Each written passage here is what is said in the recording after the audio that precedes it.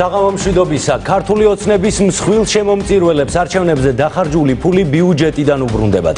ფორმულას მიერ მოპოვებული დოკუმენტებით კორუფციული გარიგებებისა და ფავორიტიზმის შესახებ კითხვები ჩნდება, რომელსაც გაღიზიანებით ხვდებიან ქართული ოცნების პრივილეგირებულ კომპანიასა და ხელისუფლებაში. GT გრუპის სამივე დამფუძნებელი მმართველ პარტიასთან დაახლოებული პირია. კომპანიას პანდემიის დროს მარნეულის მერიამ მილიონნახევრიანი ხელშეკრულება გაუფორმა. მანამდე ტენდერიდან ჩახსნეს კომპანია, რომელიც ავტობუსების შესყიდვას გაცილებით ნაკლებ ფასად სთავაზობდა მერიას. იმავე კომპანიას შემოყავს ავტობუსები თბილისში, რისთვისაც 65 მილიონიანი ტენდერი მოიგო. ტენდერთან დაკავშირებით გვაქვს შეკითხვა, თუ შეგიძლიათ რომ გვიპასუხოთ? შეთანხმებულიც არ ყოფილვართ, შესაბამისად კომენტარს ვერ გავაკეთებ და თუ კითხვე რაიმე საკითხი გაინტერესებს, შეგიძლიათ. მარნეულის მერის მოადგილეს საეჭვო ტენდერთან დაკავშირებით პასუხების გაცემა არ სურს. არადა ლაშა ლობჯანიძე, სატენდერო კომისიის წევრია და კარანტინის დროს გამოცხადებულ ტენდერს, რომლის ღირებულებაც 1,5 მილიონი ლარია, დეტალურად უნდა იცნობდეს. ის დოკუმენტების ერთ-ერთი ხელმომწერია. ტენდერი 5 ავტობუსის შესყიდვაზე მარნეულის მერიამ მაისში გამოაცხადა.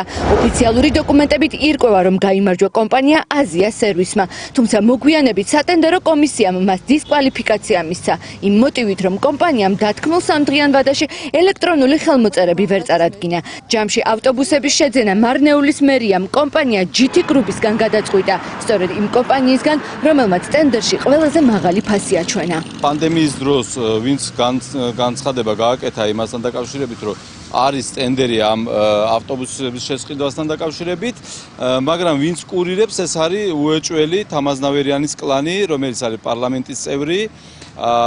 მათი კლანი სულ ყოველთვის დაინტერესებულები არიან მარნეულის მუნიციპალიტეტში მიმდინარე ფინანსური საკითხებთან დაკავშირებით. კორუფციული გარიგების შესახებ ეჭვებს ეს დოკუმენტაცია ამყარებს. კომპანია GT გრუპის სამივე დამფუძნებელი ქართულ ოცნებასთან დაახლოებული პირია. 2016-2018 წლებში ლევან გოქსაძემ, თემურ უსტიაშვილმა და გიორგი გველესიანმა პარტია ქართულ ოცნებას და წინასარჩევნოდ სალომე ზურაბიშვილს ჯამში 217,950 ლარი შესწირეს. ამას გარდა ირკვევა, რომ ლევან გოქსაძე ქართული ოცნების დეპუტატის ბექა ოდიშარიას ქვისლია. ჩვენ გვაქვს დოკუმენტაცია, რომელიც ადასტურებს, რომ GT გრუპს ფული მიაქვს ქართულ ოცნების პარტიაში და აქ პასუხისმგებლობა უნდა დადგეს ზაურ დარგალის მუნიციპალიტეტის მერის, რომელიც არის ასევე სატენდერო კომისიის თავმჯდომარე. GT გრუპისთვის ეს პირველი ტენდერი არ არის, რომელშიც გამარჯვება მოიპოვა. ის ავტობუსებს თბილისში შემოიყვანს. ამისთვის 65 მილიონიანი ტენდერი მოიგო. როგორ მოიპოვა ტენდერი? ამ კითხვით GT გრუპის დამფუძნებლებთან მივედით. ადგილზე მხოლოდ თანამშრომლები დაგვხდნენ. ფორმულას კითხვებმა ფინანსური დირექტორი გააღიზიანა. რა შვაშია ბექა ოდიშარია? თქვენ რას ფიქრობთ? მე რას ვაკეთებ ამ კომპანიაში? ვინ ეკითხება ბექა ოდიშარიას რა ხდება GT-ში? საერთოდ რა კავშირი აქვს? იცით, აი ეს არის ყველაზე შეურაცხყოფელი ჩემი პირადად. ჩემი, რომელიც 2005 წლიდან ამ კომპანიაშია, პირველი დღიდან დაარსებისა ვმუშაობ. იგივე კითხვა მარნეულის მერის მოადგილესაც დავუსვით. გითხრა, რომ არაფერი იცის კომპანიაზე, რომელსაც 1,500,000-იანი ხელშეკრულება საკუთარი ხელმოწერით გაუფორმა. ამ კომპანიის ყველა დამფუძნებელი იგივე ლევან გოქსაძე, გიორგი უსტიაშვილი, ყველა არის აბსოლუტურად არაფერს არ მეუბნება სახელები და გვარი. GT გრუპი გეუბნება? არაფერს არ მეუბნება, იმიტომ რომ ყველაფერი არის გამჭვირვალე. ბატონოლაშა, როგორ შეიძლება კომპანია, რომელსაც მიეცით ამხელა 1,500,000-იანი ტენდერი თქვენ დროსაც გაუწევთ და ჩემ დროსაც. სატენდერო კომისიის თავმჯდომარე მარნეულის მუნიციპალიტეტის მერია. ზაურ დარგალიმ საეჭვო ტენდერსა და სავარაუდო კორუფციული სქემის შესახებ კითხვებს თავი აარიდა. ზუსტად 1 წუთი გჭირდება, უბრალოდ რა კითხვა დავუსვათ. არ ვიცი, რამდენად ექნება სურვილი, რომ თქვენთან ახლა კომენტარი გააკეთოს. ბიზინა ივანიშვილის ქართულ ოცნებას ამერიკული კომპანია რუსული სტილის კლეპტოკრატიაში ამხელს. ფრონტერას უმწვავესი წერილის ადრესატი გიორგი გახარია. ამერიკელი კონგრესმენების შემდეგ ახლა უკვე უმსხვილესი ბიზნესი მთავრობისაგან კონკრეტულ პასუხებს ელოდება.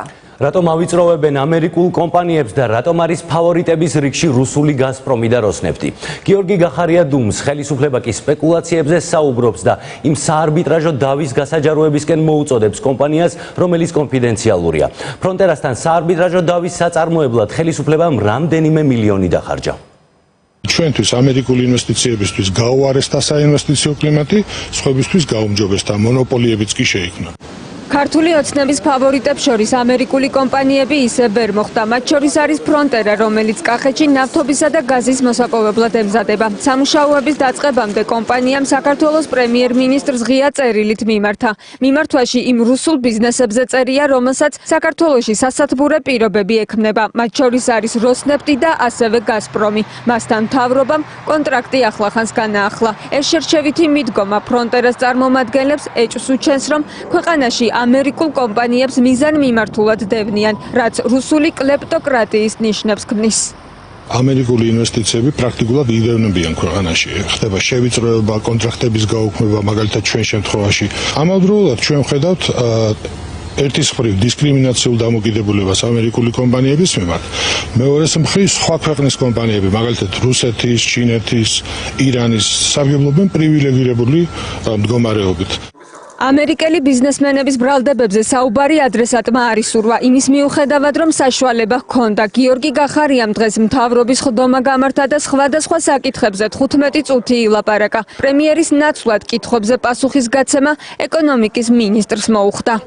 თუ კი ასე იგი თქვენ გაქვთ სურვილი რომ მეტი ინფორმაცია შეიტყოთ და საბოლოო სიმართლე ამის შესახებ, მოდით ერთად მოუწოდოთ კომპანია ფრონტერას ელემენტარულად გაასაჯაროოს ის გადაწყვეტილება, რაც მიიღო საერთაშორისო არბიტრაჟმა. არაერთ სპეკულაციასთან მქონდა საქმე.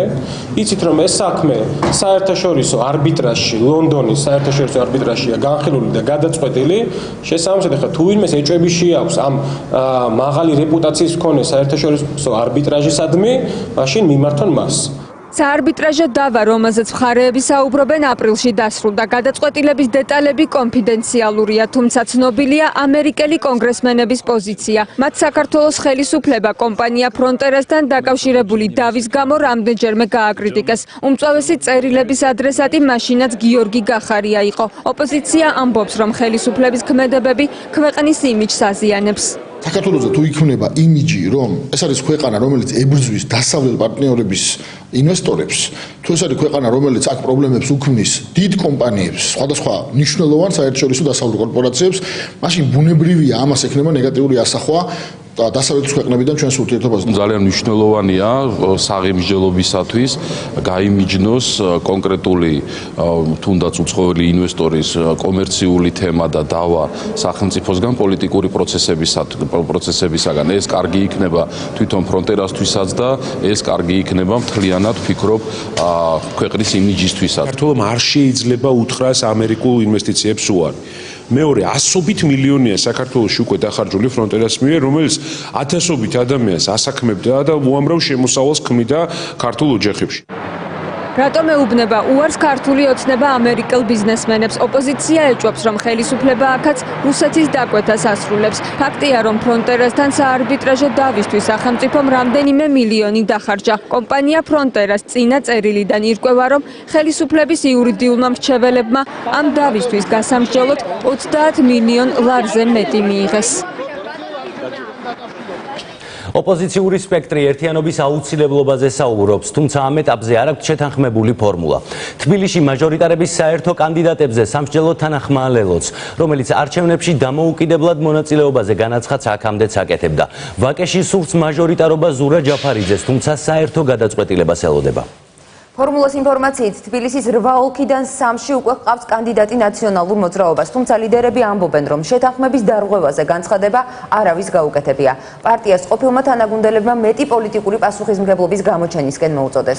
ჩვენი კოლეგა მარტა ქურასბედიანი არ ყვევს, რა შანსები აქვს ოპოზიციას ერთიანობის. რომ ამ ეტაპზე ოპოზიცია ერთიანი არ არის და 20-20-ის არჩევნებმა ოპოზიციაში ერთგვარი კითხვის ნიშნები გააჩინა იმასთან დაკავშირებით, ვის ჰყავს მეტი ელექტორატი და შესაბამისად ვისი ხმა უნდა იყოს ყველაზე მეტი სხვადასხვა სამაჟორიტარო ოლქში. ამ ეტაპზე გამოკვეთილია და ფორმულამ გაარკვია ის, რომ ნაციონალურ მოძრაობას სურდა დედაქალაქის 8 ოლქიდან 4 ოლქი წაეღო, თუმცა ამ ეტაპზე ნაციონალური მოძრაობა თანახმაა, რომ 3 ოლქში ყავდეს მხოლოდ საკუთარი კანდიდატი, რაც შეეხება რეგიონებს, რეგიონებთან დაკავშირებით ამ ეტაპზე ჯერ საუბარი არ არის. პირველ ეტაპზე ოპოზიცია უნდა შეთანხმდეს დედაქალაქის 8 ოლქთან დაკავშირებით და შემდეგ უკვე გადაინაწილოს რეგიონები, თუმცა როგორც ნაციონალური მოძრაობა დღეს უკვე ასევე სხვა ოპოზიციური პარტიების წარმომადგენლები ამბობენ, უნდა დასხდნენ ისინი მოლაპარაკებების მაგიდასთან გამომდინარე იქიდან, რომ არჩევნებამდე სულ ცოტა დრო დარჩა, შესაბამისად მოსახლეობამ უნდა იცოდეს, რა გეგმები აქვს ოპოზიციას. Ვიჩის ამბიცია იქნება ერთი, თუ ჩვენ ეს გადაწყვეტა მივიღეთ, მთელი ქვეყნის მასშტაბით საუბარი იქნება ხოლმე ერთზე, თბილისში, ჩემზე. გირჩის ამბიცია მთელი ქვეყნის მასშტაბით ერთ სამაჟორიტარო ოლქს, თბილისის ცენტრალურ უბანს, ვაკეს უკავშირდება. ზურა ჯაფარიძე ფორმულასთან ექსკლუზიურად ყვება, რომ ოპოზიციასთან თანამშრომლობის სურვილი აქვს, თუმცა ამის პარალელურად კითხვები აქვს, ვინ და რატომ აფერხებს ოპოზიციის ერთიანობას. მე მაინტერესებს რა ხდება, საერთოდ ჩემამდე მოლაპარაკებები არ მოსულა. არასოდეს არ დამსწრვა და არ გვისაუბრია რომელიმე ოლქზე სად ვინ შეიძლება დადგეს. მათ შორის გიჩს საინტერესები აქვს, თუნდაც ამაზეც კი. თუ რამე შეიცვალა, უბრალოდ მაინტერესებს რა შეიცვალა და თუ რაღაცა შეთანხმება ვერ დგება, მაინტერესებს რატო ვერ დგება ეს შეთანხმება. ერთ-ერთი პირველი, ვინც თქვა, რომ 2020 წლის არჩევნებში მონაწილეობას დამოუკიდებლად მიიღებდა პარტია ლელოა. ამ პოზიციის მიუხედავად დღეს მამუკა ხაზარაძის პარტიაში თქვეს, რომ ოპოზიციასთან თბილისის მაჟორიტარებზე შესაძლოა ითანამშრომლონ და საერთო კანდიდატიც ყავდეთ. თბილისში ჩვენ მზად ვართ ჩვენ ოპოზიციონერ კოლეგებთან ერთად გავაგზავნოთ დისკუსიები, გავცვალოთ არგუმენტები იმასთან დაკავშირებით, რა იქნება უფრო ეფექტური გზა, რომ პირველივე ტურში დავამარცხოთ ქართული ოცნების კანდიდატი. რატომ იყოს საერთო კანდიდატი? შეიძლება ეს იყოს შეჯერებული კანდიდატი. ის რომ ოპოზიციაში შეთანხმება ისევ არ არსებობს ფაქტია. ლეიბორისტული პარტიის ოფისში ერთი მაგიდის ირგვლივ გაერთიანებულ ოპოზიციაში მაჟორიტარების საკითხი სადაბოა. ფორმულას ინფორმაციით ნაციონალური მოძრაობა თბილისის 8 ოლქიდან 3 ოლქში საკუთარი კანდიდატის დაყენებას ითხოვს. ფორმულას წყარო ამბობს, რომ თუ ამაზე ოპოზიცია ვერ შეთანხმდა, ნაციონალური მოძრაობა პირველ ტურში ოპოზიციასთან არ ითანამშრომლებს. დღეს საკითხთან დაკავშირებით განმარტებები პარტიაში გააკეთეს. როდესაც მოლაპარაკება მიმდინარეობს, მოლაპარაკების ერთ-ერთი მხარე, როდესაც აკეთებს ასეთ განცხადებას, ბუნებრივია მოლაპარაკების პროცესს ჩრდილს აყენებს. მაშინ როცა არავის არ გაუკეთებია განცხადება შეთანხმების დარღვევასთან დაკავშირებით, ასეთი განცხადება მოსახლეობას აბნევს და იწვევს ნიჰილიზმს და ერთგვარი კაპიტულანტური განცხადებებია. ნაციონალურ მოძრაობას ყოფილმა თანაგუნდელებმა სპეციალური ბრიფინგით უპასუხეს. წამოსულებმა დარჩენილები პოლიტიკურ უპასუხისმგებლობაში დაადანაშაულეს. ნაციონალური მოძრაობის ან მათთან დაკავშირებული პირებისგან, რომელთანაც აშკარად რჩებოდა შტაბ-შტილება, რომ გადახედვა არის ამ მიდგომის. გადახედვას აქვს აღგვილი ამ მიდგომის. საუბარი მეორე ტურებზე, საუბარი იმაზე, რომ ვეღაცამ თუ არ მიიღო მონაწილეობა, ყველას პატივისცემ, მაგრამ მაშინ აზრი არ აქვს. იმედი გვაქვს, რომ ეს განცხადებები დარჩება უსარგებლო განცხადებებად და ეს არ არის რაღაც მომზადება შეთანხმების ჩაშლისთვის. თბილისის 8 ოლქის მოგება ოპოზიციისთვის პრინციპულად მნიშვნელოვანია. აუცილებელია მაჟორიტარების თანამშრომლობა, ეს არის ჩვენი პოზიცია და აუცილებელია ამისთვის ყველამ გამოვძებნოთ საერთო ძალები და კომპრომისები. მე დარწმუნებული ვარ, რომ საქართველოს პოლიტიკურ პარტიებს უყვართ საქართველო და არა საკუთარი მდგომარეობა საქართველოში.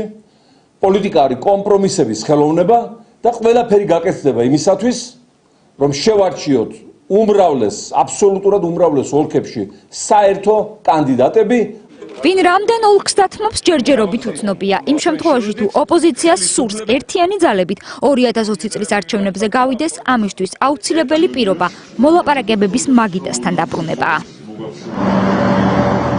სანამ ოპოზიციაში პოლიტიკური და მათემატიკური გათვლები მიმდინარეობს, ამის პარალელურად დღეს უკვე დაიწყო საერთო სახალხო განხილვა, რომელიც საზოგადოებრივი მაუწყებლის ეთერით გადაიცემა და ბუნებრივია აქ საკითხი პროპორციაზე 120-ზე დაისვა დღეს ის ადამიანები, პოლიტიკოსები, რომლებიც სხედან მაგიდასთან და მოსახლეობის კითხვებზე პასუხს ცემენ, ამბობენ, რომ მაგალითად პოლიტიკოსები, დამოუკიდებელი დეპუტატები საკანონმდებლო ორგანოდან ამბობენ, რომ მნიშვნელოვანია 8 მარტის შეთანხმება შედგეს იმისთვის, რომ საერთო კონსენსუსი იყოს და შესაბამისად კონსტიტუციაში აისახოს ის ცვლილება, რომელზეც ოპოზიცია და მმართველი გუნდი ფასილიტატორებთან ერთად შეთანხმდა. ჩვენ საჯარო პოლიტიკას საჯარო პოლიტიკა არის მონოპოლარი 21 საუკუნის პოლიტიკაში საერთოდ და ამიტომ ჩვენ თავიდანვე ვთქვით, რომ მხარს უჭერთ ამას, თუნდაც ამ შემოთავაზებულ 120-ზე ვარიანტს, იმიტომ რომ გარკვეულ დათმობაზე მაინც წავიდნენ, ასეა თუ ისეა პროპორციული სასარგებლოდ და როგორც იტყვიან და ჟარგონს გამოვიყენებ, აღარ გავჭედეთ. ეხა ყველაფერი ოცნების უმრავლესობაზეა ბატონებო დამოკიდებული და მე მინდა გისურვოთ რომ აღარ გამოჩნდეს ახალი ხუნდაძე თუ ხუნდაძეები რომლებიც კიდევ ერთხელ რისკის ქვეშ დააყენებენ ამ მნიშვნელოვან ცვლილებას. პრინციპულად მნიშვნელოვანია რა თქმა უნდა ამ საკონსტიტუციო ცვლილებების მიღება საქართველოს პარლამენტის მიერ იმისათვის რომ გაგრძელდეს ჩვენი ქვეყნის სტაბილური დემოკრატიული განვითარება და მე დარწმუნებული ვარ რომ ეს ასეც იქნება. ჩვენ გვაქვს დათვლილი ხმები, არის საკმარისი ხმები იმ ორი პოლიტიკური პარტიის გარეშეც იმისათვის რომ ეს საკონსტიტუციო ცვლილებები გავიდეს, აქედან გამომდინარე ჩვენ ვფიქრობთ რომ არ იქნება არავითარი დაბრკოლება საკონსტიტუციო კანონპროექტის მიღების თვალსაზრისით. წყინვალე დიპლომატიური კორპუსის წყალობით ჩვენ მოვახერხეთ რომ ის პოლიტიკური კრიზისი იყო გადატეხილი და მივედით 8 მარტის შეთანხმებამდე. უაღრესად მნიშვნელოვანია რომ 8 მარტის შეთანხმება განხორციელდეს ბოლომდე.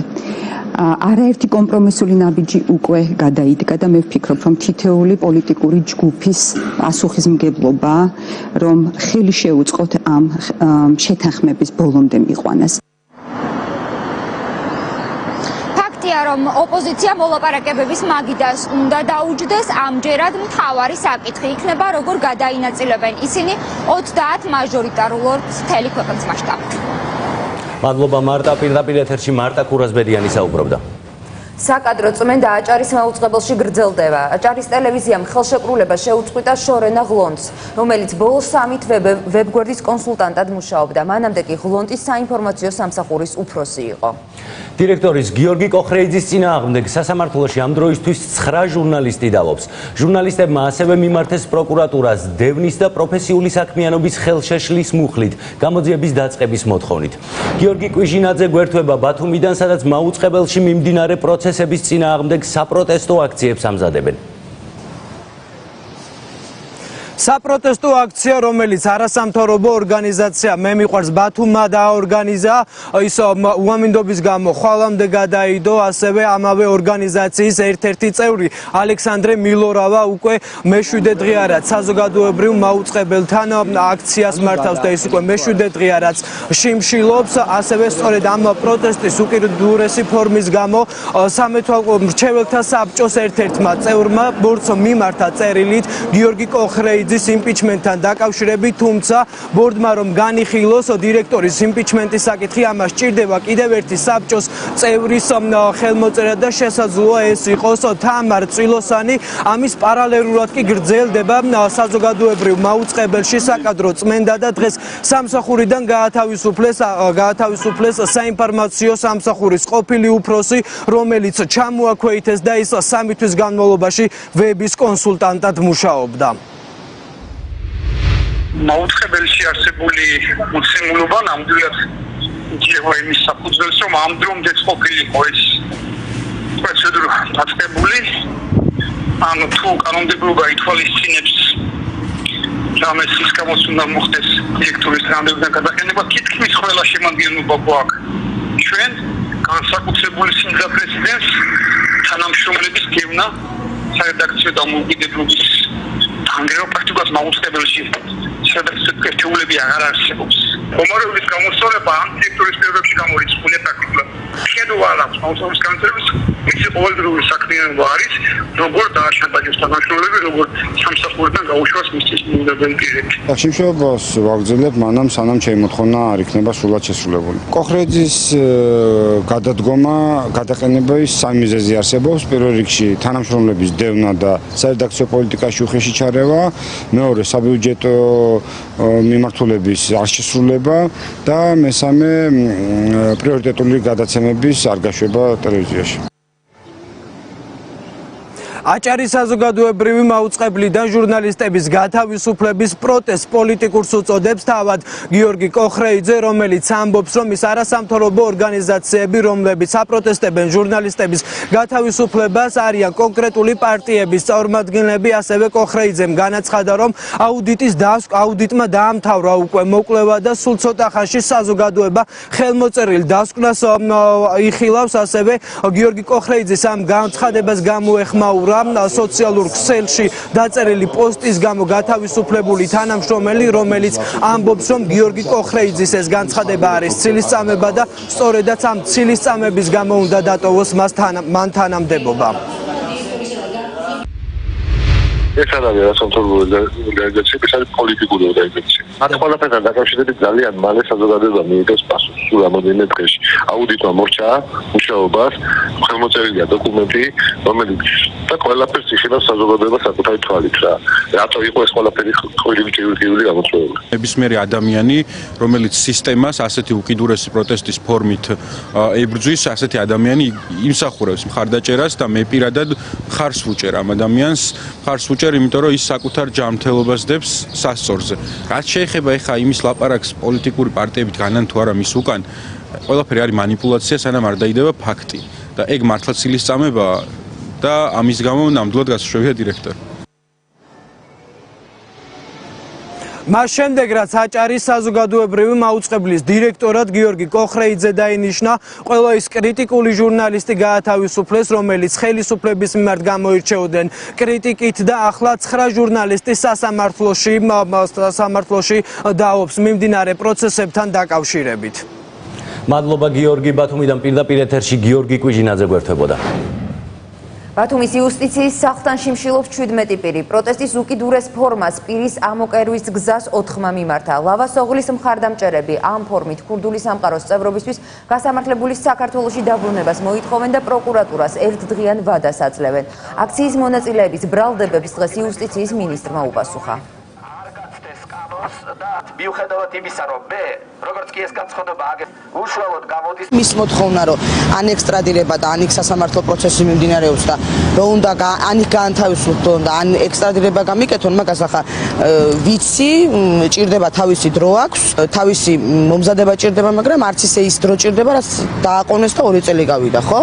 ამიტომ უმოკლეს ვადაში, კონკრეტულად ციფრით და იმითი, რომ თქვათ იმ ერთ კვირაში 10 დღეში თუ არა და ყველანაირ ზომას მიმართ დაუყოვნებლი მოახდინონ რეაგირება და დაუყოვნებლი აი ამ 24 საათში დაგველაპარაკოს. ჩვენ ვითხოვთ მათთან საუბარს, კონსტრუქციულ საუბარს და არათუ როგორც ისინი გვექცევიან, რომ სირაქრემას როლში არიან და არ სურს ჩვენთან საუბარი, ესე წაყრევებით უფრო და უფრო პროტესტს ესე ვთქვათ გაამწვავებენ. ჩვენ გვაქვს ჩანაწერი, 2 წინა ჩანაწერი, სადაც პირადად თეატროლოგიანმა გაცა პასუხი ექსტრადირებასთან დაკავშირებით, პრემიერ-მინისტრმაც გაცა და დღეს ისეთი შტაბ-ეტილება შეიქმნა, რომ თურმე ექსტრადირების პროცესი სოფლის მეურნეობის სამინისტროს პრეროგატივა ყოფილა. სირცხვილია. მეოთხე დღეა რაც ხალხი შიმშილობს, გუშინ 4 კაცმა მოიკერა პირი პროტესტის ნიშნად, იმიტომ რომ გამოხმაურება არ არის. მე ვფიქრობ, რომ ყველა პატიმრის პრობლემა ყოველთვის არის არაკომპეტენტური ადვოკატი, რომელსაც გონია, რომ ძველი კონსტიტუცია მოქმედებს ქვეყანაში და პროკურატურა იუსტიციის მინისტრს ექვემდებარება.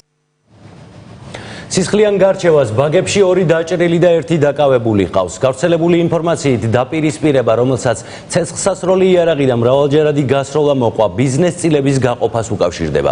ჯერჯერობით არც ამ ვერსიას და არც ბრალს აღიარებს დაკავებული ბიზნესმენი. გამოძიება მერაბ ხიდაშელს ჯგუფურ ძალადობას ედავება. ამ მუხლით დაკავებულის ერთადერთი პირია არა და თვითმხილველები ამბობენ, რომ სროლის დროს ადგილზე რამდენიმე მანქანა და ათეულობით ადამიანი იყო. არსებობს მოლოდინი, რომ საქმეში სხვა ბრალეული პირებიც გამოიკვეთება. ბაგებში მომხდარი შეიარაღებული თავდასხმიდან მეორე დღეს ბიზნესმენი მერაბ ხიდაშელი დააკავეს.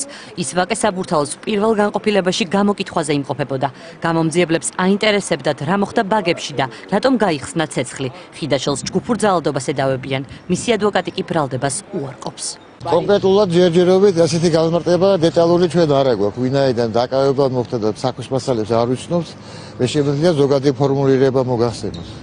აი რაც მოგახსენეთ, რომ ჯგუფურ ძალადობაში დაძდეს ბრალი, რასაც კატეგორიულად არ ეთანხმებოდა თვითონ. ადვოკატი ბაგებში მომხდარი ამბის საკუთარ ვერსიას ხვება. მერაბ ხიდაშელის ინტერესების დამცველის თქმით, გიორგი ციკლაური, რომელიც ბაგებში ცეცხლის გახსნის შემდეგ ერთ-ერთი დაჭრილია, მერაბ ხიდაშელს დაუკავშირდა და შეხვედრა თხოვა. შეხვედრაზე სხვა პირს ხიდაშელი არ ელოდა. მას შემდეგ, რაც ციკლაური ადგილზე მივიდა, მერაბ ხიდაშელის ადვოკატის თქმით, მისი დაცვის ქვეშ მყოფმა სროლის ხმა გაიგონა. ადვოკატი ამტკიცებს, რომ ბიზნესმენმა ივარაუდა, რომ ცეცხლი მისი მისამართით გაიხსნა და შემთხვევის ადგილი დატოვა. ადვოკატის თქმით, ხიდაშელს შემთხვევის შედეგად დაჭრილი კიდევ ერთი პირი ირაკლი პაპავა არ უნახავს. შეხვედრა თხოვა თვითონ ციკლაურმა, როგორც ჩვენთვის არის ცნობილი. ციკლაურმა რასთან დაკავშირებით თხოვა? რაღაც საქმესთან დაკავშირებით, რაღაც საერთო საქმე ჰქონდა და რა საქმე არ ვიცი და არც მეცნიერებს არ განმარტავს, არც დაინტერესებულა გამოძიება ამ თემასთან დაკავშირებით რა. როგორც მერაბი ამბობს, როგორც კი მოვიდა ციკლაური ავტომანქანიდან და გადმოვიდა, ამ დროს ატყდა სროლა, მერაბის ეგონა რომ ეს სროლები იყო ციკლაურის მანქანიდან. ჩახდა მანქანაში და წამოვიდა დატოვა შემთხვევის ადგილი, თავკუთ მოგლიჯილა. მეგობარია ციკლაური თუ უბრალოდ? არა, მეგობარი არ არის. როგორც ვიცი, მეგობარი არ არის. თუ იცნობს ირაკლი პაპავას? ვერ გეტყვით. ამ თემაზეც არაფერი არ არის ჩემთვის ცნობილი. ხოლო ციკლაურთან ქონდა დაგეგმილი შეხვედრა, სხვა პირებს არ ელოდებოდა? არა. მარტო იმყოფებოდა? მარტო იმყოფებოდა. გავრცელებული ინფორმაციით, ბაგებში მომხდარი დაპირისპირების მიზეზი Art House თბილისის წილებია, რომლის მეპატრონეც მერაბ ხიდაშელია. დაკავებამდე ბიზნესმენს მეგობრები პოლიციის განყოფილებაში ელოდებოდნენ.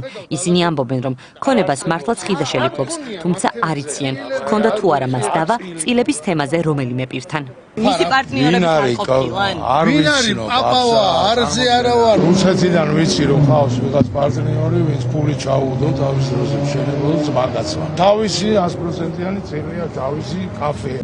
საქმეზე გამოძიება ჯანმრთელობის განზრახ მძიმე დაზიანებისა და იარაღის უკანონო შეძენა შენახვა ტარების მუხლებით დაიწყო. საგამოძიებო მოქმედებები შემთხვევის ადგილზე 11 საათიდან განახლდა. გამომძიებლებმა თვითმხილველები გამოკითხეს. მოსახლეობა ამბობს, რომ ორმხრივი სროლა გაიგონეს, ამის შემდეგ კი დაინახეს, რომ დაპირისპირებაში 10-მდე პირი მონაწილეობდა.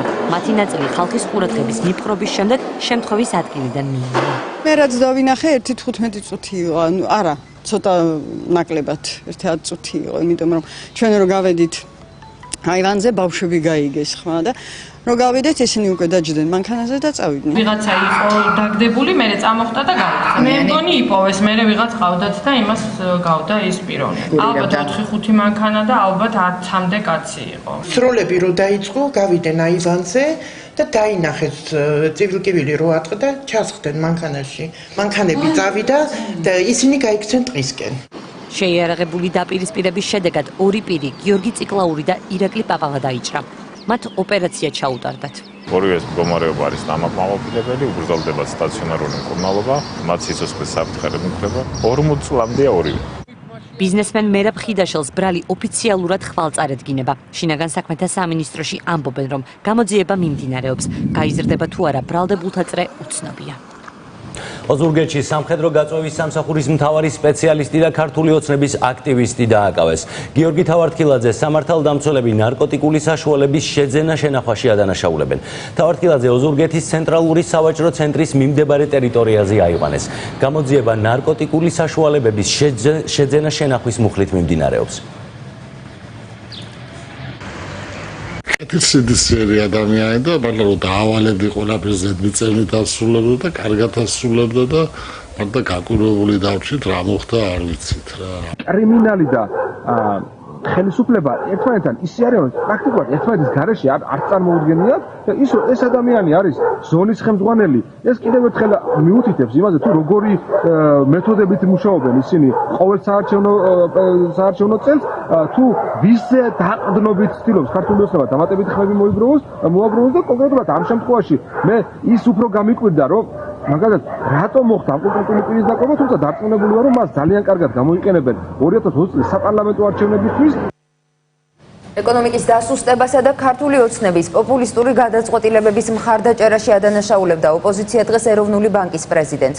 კობა გვენეტაძეს პასუხების გაცემა მოუხდა ინფლაციაზე, ეროვნული ვალუტის გაუფასურებაზე. ოპოზიცია ამბობს, რომ ლარის კურსის ვარდნა ეროვნული ბანკის არაადეკვატური გადაწყვეტილებების შედეგია. კობა გვენეტაძე ირწმუნება, რომ ორნიშნა ინფლაციის საფრთხე ქვეყანას არ აქვს. პროდუქტებზე გაზრდილი ფასები, ლარის კურსი და ინფლაცია იყო მთავარი საკითხები, რაზეც დეპუტატებმა ეროვნული ბანკის პრეზიდენტს წლიური ანგარიშის მოსმენისას დაუსვეს. კიდევ ერთ პრობლემად ოპოზიციის წევრებმა დოლარიზაციის მაღალი დონე და აქციზის გადასახადის ზრდა დაასახელეს. ალირო 15 ლარი ღირს, მარწყვირო 6 ლარი ღირს, ალუჩარო 8 ლარი ღირს, ეს ხილი რაც არის, რომელიც კარტოფილი რო რა ვიცი მე რაღაც 5 ლარი თუ რაღაცა ხახვი 5 ლარი ღირს. ჩვენ ადამიანებს იმ რაციონის მიღების საშუალებას არ ვალოთ მოზარდ თაობას. აი პრემიერ-მინისტრი მაგითო გაუშვეს რომ შიმშილობდა ბავშვებიო. მოშოდესაც ქვეყანაში არის რისკი ლარის გაუფასურების და განსაკუთრებით ფასების ზრდისა თქვენ დაგავიწყდათ თქვენი მთავარი ამოცანა. რომ ეს არის ფასების სტაბილურობა და ადექით და რეფინანსების განაკვეთი შეამცირე აქციზის ზრდა სხვადასხვა პროდუქტზე იწვევს ფასების ზრდას, ყველა ვიცით. ეს ამ პირობებში რამდენად სწორია, რომ ასეთი ტვირთი გაუზარდოთ კიდე ჩვენს მოქალაქეებს ფასების ზრდით. წვავე შეკითხვების საგანი ოპოზიციის წევრების მხრიდან სამშენებლო კომპანიების სუბსიდირების სახელმწიფო პროგრამაც გახდა. დეპუტატებმა მოქალაქეების საბანკო სესხებისთვის მათი ქონების ამოღების პროცესის გააკრიტიკეს. აი აგერ ახლა გუშინ გავიგეთ უკვე სპეციალურად მევიდა ბანკში ჩვენი პარტიის წარმომადგენელი და შეამოწმა აი ეს სუბსიდირების პროგრამა, რომელიც საამშენებლო კომპანიებისთვის იქნებოდა ხელმისაწვდომი. აღმოჩნდა რომ მხოლოდ იმ კომპანიებთან შეიძლება ასე ვთქვათ პროცენტის სუბსიდირება ის 4%-იანი დასწრობამ გამოაცხადა, რომელიც დაკავშირებულია ხელისუფლებასთან. დიდი ხნის განმავლობაში გაიცემოდა ძალიან მარტივად სესხი და მეორე ხელით ხდებოდა აღსრულების მექანიზმების დრაკონული ამოქმედება, ხო? მთელი ქონება გადავიდა ბანკების ხელში.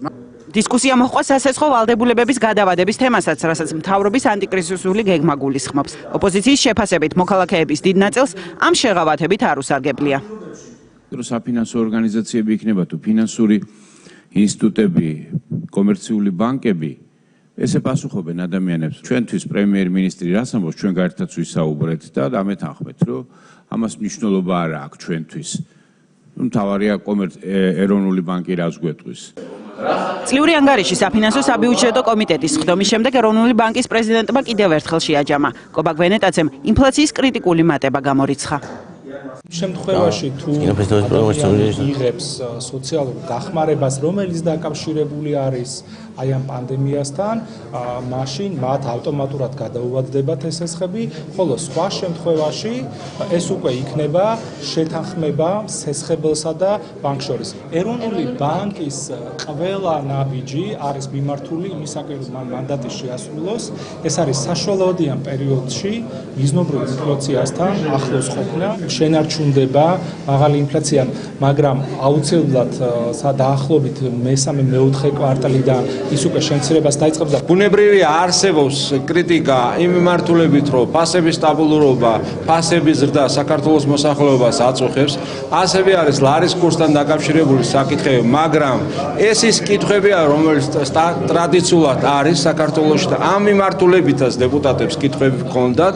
ვფიქრობ, რომ პასუხებიც იყო. ეროვნული ბანკის 2019 წლის ანგარიშს კომიტეტის შემდეგ პარლამენტის სასესიო ხდომაზე განიხილავენ. საპროტესტო აქცია იყო დღეს რაჭაში. სოფელ ღარის მოსახლეობამ წყლის დაბინძურება გააპროტესტა. როგორც ადგილობრივები ყვებიან, პრობლემის სათავე ღორების ფერმაშია, საიდანაც ფეკალური მასა მდინარეში ჩაედინება და ამ გზით სასმელი წყლის ჭებში ხვდება. ფერმა, რომელიც მოსახლეობის თქმით სტანდარტებს არღვევს, დავით საგანელიძის საკუთრებაა. საპარტნიორო ფონდში ბრალდებებს უარყოფენ. როგორც ოპოზიცია ამბობს, ონში წყლის პრობლემის მოსაგვარებლად 6 მილიონი ლარი დაიხარჯა, თუმცა უშედეგოდ. ღარის მოსახლეობა შიშობს, რომ დაბინძურებული სასმელი წყლის გამო სოფელში ეპიდაფეთქება მოხდება. მდინარე ღარულის დაბინძურების გასაპროტესტებლად დღეს სოფლის დიდი ნაწილი აქციაზე შეიკრიბა. ადგილობრივები ამბობენ, რომ მდინარეს საპარტნიორო ფონდის მიერ დაფინანსებული ფერმა აბინძურებს. დარჩენები სასმელ წყალს აცერება. მოსახლეობის ნაწილს ალტერნატივა არ აქვს და ამ წყალს მოიხმარს, რის გამოც დიდი რისკის ქვეშ ხვდება. ღარის მცხოვრებლები ყვებიან, რომ პრობლემები 1 წლის წინ გაჩნდა, როდესაც სოფელში ღორების ფერმა აშენდა. ისინი სპეციალური ნაგებობის აშენებას ითხოვენ, რომელიც დარჩენებს გაფილტრავს. ფერმა ნაწილობრივ საპარტნიორო ფონდის მიერ არის დაფინანსებული და ამიტომ ონში მიიჩნევენ, რომ მასში დავით საგანელიძის ინტერესი არის, გამოც საკითხის გადაწყვეტა მათ სასარგებლოდ არავის სურს. მე შენია შვილიშვილების მოყვანა, ასია მთელი რაიონი ღარულაზე მოდის და პატარა ბავშვები ბანაობენ, იმიტომ რომ მეტი სხვა ჩვენ არა გვაქვს და ისა დასწრალები წყალი, კიდო ნახევარი ონი და სოფელი ღარულის წყალს ახმაროს. არის მევა, ცომს ვერ გააკეთებ მაგწყლით საჭმელში ვერ ჩაასხავ გამორიცხულია ვერ დალევ რომ გაწვიმდება ცუდი ამინდი როცა არის იმედენად ტალახი მოდის როგორც მოდის მდინარე ეგრევე მოდის ონკანებში ეს ტალახი ვეხვეწებით ღმერთს რომ არ მოწვიმოს სულ ტალახი მოდის მერე თუ შემოწმებენ ქიმიურად ქემაინც დაადგინონ რას შეიცავს ეს ტალახის ვანები იქნებ კარგი იყოს არავინ არ ყოფილა და არავის არ უღიას ინდი ფერმის მფლობელი რომ დავით საგანელიძეა ეს ფერმის ყოფილმა თანამშრომელმაც დაგვიდასტურა. ამინან სამხარაძე ფერმაში დარაჯად მუშაობდა. ამბობს რომ მას არც წელიწად ნახევრის ხელფასი აუღია და ბოლოს სამსახურიდანაც გაათავისუფლეს. ეს ეკუძის იმათ არქია საგანელიძეს. საგანელიძეს ფერმა თვითონ ჩამოდის მე აქა? კი. თვითონ ჩამოდის. და ყავს თავის ისენი ინვესტორები. აი გავაკეთებთ და რაც გააკეთებენ ბოლოს გამოჩნდება იქ. გარშე აშენებული ფერმა რომ პრობლემატურია, ამაზე ოპოზიციური პარტიების ადგილობრივი წარმომადგენლებიც საუბრობენ. მათი თქმით, ფერმა თანამედროვე სტანდარტებს ვერ აკმაყოფილებს, რის გამოც გარემოს დაბინძურების რისკები მაღალია. საკრებულოს პატრიოტთა ალიანსის ფრაქციის დეპუტატი ამბობს, რომ 6 წლის მანძილზე ონში წყლის პრობლემის მოსაგვარებლად ბიუჯეტიდან 6 მილიონი ლარი დაიხარჯა, თუმცა უშედეგოდ. ამაზე ცინიკურ ამას ვერ ნახავ რაც აქ არსებობს და იმას არ ფიქრობენ ღორების რას აკეთებენ მოსახლეობისადმი საუბრობენ იმ ღორის როგორი ჯიშები გამოიყვანონ და მთავარი რაც არის გამიგე და ჩვენ ამას ცოცხალი თავით არ დავუთმობთ ცოცხალი თავით და ამ დინარეს არ მოვაწამლებთ ამ ბოლოს აგრებულოს ნომაზე თქვენს რომ 15-მდე მოგწეს პირობა რომ გამოვასწორებთ ყველანაირ მდგომარეობას რომ აღარ იქნება ეს დაბინძურებაო და მაგათი გამოსწორება ნიშნავს იმას რომ დააჯარიმებენ ფერმას ის ჯარიმა არის 200 ლარამდე ერთი პატარა 10 კილოიანი ღორის ფასი საპარტნიორო ფონდში აცხადებენ რომ ბრალდებები დავით საგანელიძის მიმართ უადგილოა და ტყუილია რომ ფერმა სასმელ წყალს აბინძურებს პროექტის ხელმძღვანელის თქმით ფონდმა პროექტი დააფინანსა და მის მართვაში არ ერევა ვასილ ბაბლუანი იმასაც ამბობს რომ ფერმაში იშვიათი ჯიშების გამოყვანა მიმდინარეობს და სოფლისთვისაც უამრავი სარგებელი მოაქვს პერსონალურად ბატონ დავითს არანაირი კავშირი არ აქვს გარდა საპარტნიორო ფონდისა ამ კონკრეტულ პროექტთან.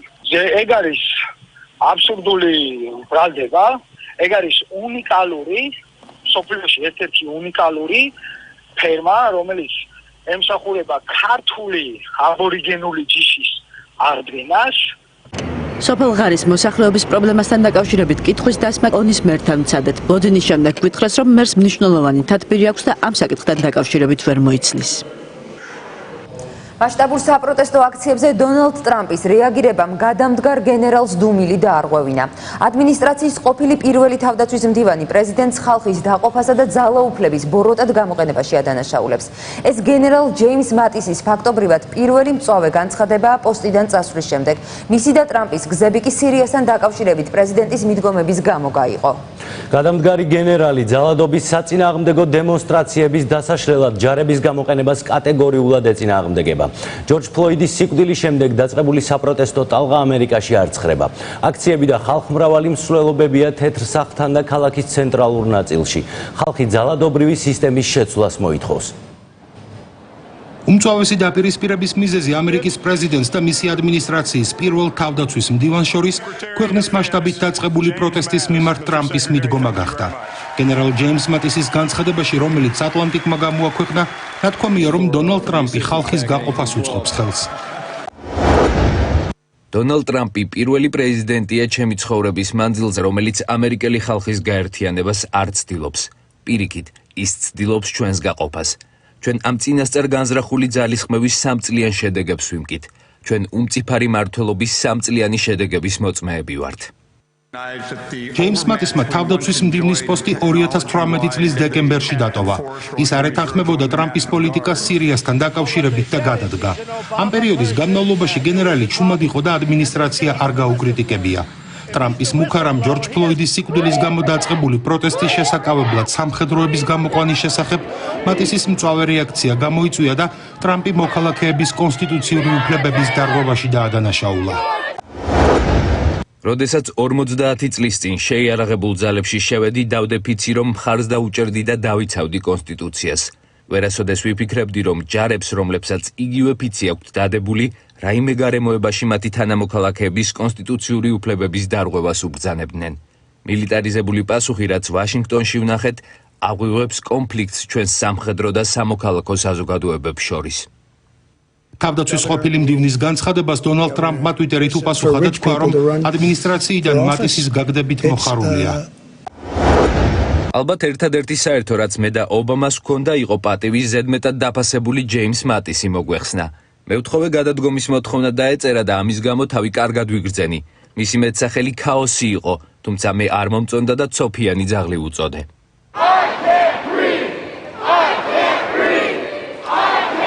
ვერს უნთქავ, უკვე მე-9 დღეა სკანდირებენ საპროტესტო დემონსტრაციის მონაწილეები ვაშინგტონის ქუჩებში. აქციები ტარდება კაპიტოლიუმთან, თეთრ სახლთან და ქალაქის ცენტრალურ ნაწილში ყოველდღიურად იმართება ხალხმრავალი მსვლელობა. ფერადკანიანთა სიცოცხლე მნიშვნელოვანია, მათ პოლიცია არ ცემს პატივს და ავიწროვებს უკვე მრავალი წელია. ეს უნდა შეიცვალოს. ტრამპი არაფერს აკეთებს, იქნებ მომავალმა პრეზიდენტმა შეცვალოს სამართლებრივი კრიმინალური გამოძიების და პოლიციის სისტემები. მთავარი მოთხოვნაა ჩვენს მკვლელობას შეეშვან, დაგვანებონ თავი, არაფერს განსაკუთრებულს არ ვითხოვთ. პრეზიდენტი, რომელიც ახლა ყავს, აბსოლუტურად არაფერს აკეთებს ამისთვის. დედაქალაქ ვაშინგტონში, რომელსაც ამერიკის შტატის სტატუსი არ აქვს და კოლუმბიის ოლქის ფარგლებშია, ძალოვანების მობილიზებაზე პრეზიდენტს გადაწყვეტილების მიღება უადვილდება. ქალაქის ქუჩებში ადმინისტრაციის დავალებით არ მხოლოდ პოლიცია და ეროვნული გვარდია, არამედ გამოძიების ფედერალური ბიუროს, საიდუმლო სამსახურის, ტრანსპორტის უსაფრთხოების ადმინისტრაციის, ნარკოტიკებთან ბრძოლის სტრუქტურის, საიმიგრაციო სამსახურების და სხვა უწყებების აგენტებიც დგანან. ვაშინგტონის მერმა განაცხადა, რომ ფედერალური მთავრობა ქალაქის მილიტარიზებას აგრძელებს. მისი თქმით, ძალადობის პრობლემა ძალადობით ვერ მოგვარდება. 2007 წლის რეზონანსული საქმის ახალი დეტალები. გერმანიის პროკურატურამ 3 წლის ბრიტანელი მედლინ მაკენის გაუჩინარებაში ეჭვმიტანილის ვინაობა დაადგინა. ის სხვა დანაშაულისთვის იხდის სასჯელს. საგამოძიებო მასალების მიხედვით 53 წლის კაცი 13 წლის წინ პორტუგალიის საკურორტო ქალაქში ზუსტად იმ სასტუმროსთან იმყოფებოდა, საიდანაც ბავშვი გაუჩინარდა. ის ოფიციალურად უკვე გარდაცვლილად არის გამოცხადებული. გამოძიებაში პორტუგალიასთან და ბრიტანეთთან ერთად გერმანული მხარეც ჩაერთო და სწორედ გერმანელი გამომძიებლები გავიდნენ მთავარი ეჭვმიტანილის კვალზე. ბრიტანეთის ხელისუფლებას დამნაშავის შესახებ ინფორმაციისთვის ჯილდოს სახით $25,000 ჰქონდა დაწესებული. ვლადიმერ პუტინმა ქალაქ ნორილსკში საგანგებო მდგომარეობა გამოაცხადა. მიზეზი ელექტროსადგურზე საწვავის რეზერვუარის დაზიანება გახდა. შედეგად 20,000 ტონა დიზელი არქტიკულ სარტყელში მდინარეში ჩაიღვარა და 12 კილომეტრზე გავრცელდა. მომხდარზე გამოძიება დაიწყო. დაკავებულია ელექტროსადგურის დირექტორი. ვლადიმერ პუტინმა საჯაროდ გამოთქვა უკმაყოფილება რეგიონის ხელმძღვანელობის მიმართ, რადგან მდინარის დაბინძურების შესახებ 2 დღის დაგვიანებით სოციალური ქსელებიდან შეიტყვეს. მეწყერი ნორვეგიაში სტიქია ალტას რეგიონში ჩამოწვა და შენობების ზღვაში ჩაიტანა. მსხვერპლის და დაშავებულების შესახებ ინფორმაცია არ ვრცელდება. ადგილობრივი მედიის ცნობით სტიქიამ ზღვაში ძაღლიც გაიტაცა, მაგრამ ნაპირზე გამოსვლა თვითონვე შეძლო. უამინდობის გამო მაშველები სტიქიის ზონაში მუშაობას ვერ ახერხებენ. კანის კინოფესტივალის პროგრამაში ცნობილი რეჟისორების ნამუშევრების გვერდით ქართველი დეა კოლუმბეგაშვილის ფილმი დასაწყისი მოხდა. ხელმძღვანელობამ ფესტივალის პროგრამა ონლაინ კონფერენციაზე გამოაქვეყნა. დეა კოლუმბეგაშვილის მოკლემეტრაჟიანი ფილმები კანის კინოფესტივალზე ორჯერ იყო წარდგენილი. ამჯერად ქართველი რეჟისორი პროგრამაში მოხვდა როგორც სრულმეტრაჟიანი სურათის ავტორი. ფესტივალის ორგანიზატორებმა 2000-ზე მეტი ფილმიდან მხოლოდ 56 შეარჩიეს. მათ შორისაა სტივ მაკვინის, ფრანსუა ოზონის და ვეს ანდერსონის ნამუშევრები. კანის რიგით 73 კინოფესტივალი კორონავირუსის პანდემიის გამო მომავალი წლისთვის გადაიდო.